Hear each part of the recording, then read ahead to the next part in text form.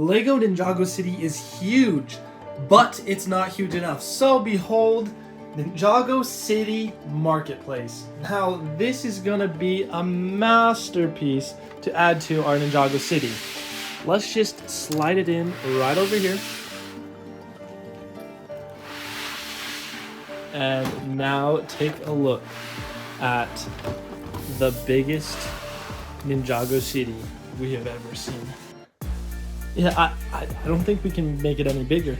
Like, if they make another set, I don't have enough desk space to be able to show this off. I took some time rearranging the city, and I am thinking this is the most optimal setup. Because if we follow like all the path, each place and section just links together perfectly. Like right here, it's like a seamless merge. You can't even tell where do the two buildings conform together. You don't even know. Like right here, boom, path, that's the gap right there, but it just matches so perfectly, and you can follow it all the way along the side, and boom, matches into the next one on the second layer and the first level.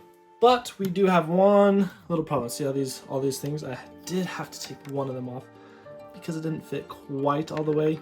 So maybe this is not the most optimal setup, but we can once again continue the path all the way along. And I did reverse the city docks because that's how it matched right there. Boom, conforms together right there on that side and comes down. So if we come all the way to the other side, then it's kind of like we got this whole inside of Ninjago City. And once again, look at this, it matches up perfectly. But now I need to figure out where to keep this all, because this desk is my Lego building desk. So it needs to be stayed clean for building all my Lego sets and other Lego projects. So we can't just keep it here. So one of the things though with the way we've done it is Ninjago City is actually like filling out to be a full city, and it's not just one base plate deep. It has some extra depth with having the docks over there extend out, and then we could have like other little buildings out here as they build more Ninjago sets. But for now, for displaying it, I'm kind of wanting to figure out a way to display it all, but keep it very slender so we can maybe put it on one of these shelves. If we're to put Ninjago City on one of these shelves, we might have to do it this way. Now, one of the benefits of doing it like this is right here, we can actually have this panel on here, and then these little things sticking out the side gets it kind of nice because we have Zane's shrine in the center of the city. But it also looks slightly odd to have giant buildings all the way over there and giant building over there and then little guy right there. Before we do too much more, I want to show you one of my favorite funny features in Ninjago City Marketplace that we just built. So right here, if you can see that little icon, it's a toilet. So it's a bathroom. We enter into the bathroom and look at this full bathroom. It's got even a working toilet. So we can flush it and watch. It goes all the way from up here down to the very bottom. Let's see it once again. I've been doing a lot of thinking. It's like none of it's gonna fit over here because I was thinking of putting it at the very top and replacing Hogwarts Castle, but then this is one of the tallest Lego sets out there. Just it measures up really high because of that. Like we could drop it down to there or there, but and cut off that top, but it's still tall. So it's like it doesn't fit there. That it doesn't even fit there, and like the castle that I was gonna move it over and rework things. So I was like, okay, just it's not fitting. I could tear down other stuff and like basically just make center section of that whole shelf Ninjago City, but it doesn't seem the most space effective. But then I was sitting right here on the couch, and then I looked down that way, and look at that. Right there, we got a big pile of junk mess that I do not like.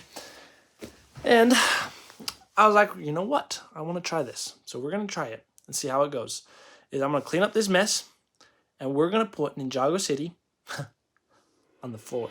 I think this idea is totally okay because one of the areas in my whole Lego studio that I do not like is down there because it just looks messy. I'm like, I've wanted to clean it up for the longest time. This is giving me a reason to do so. I've been putting Lego sorting off for way too long because everything on this desk was the Lego that needed to be sorted.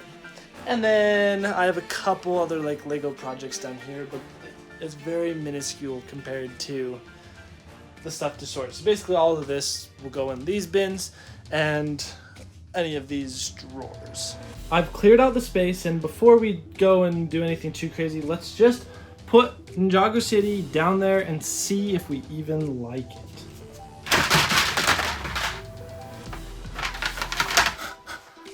It's even too tall, so we're gonna have to knock off the very tippy top.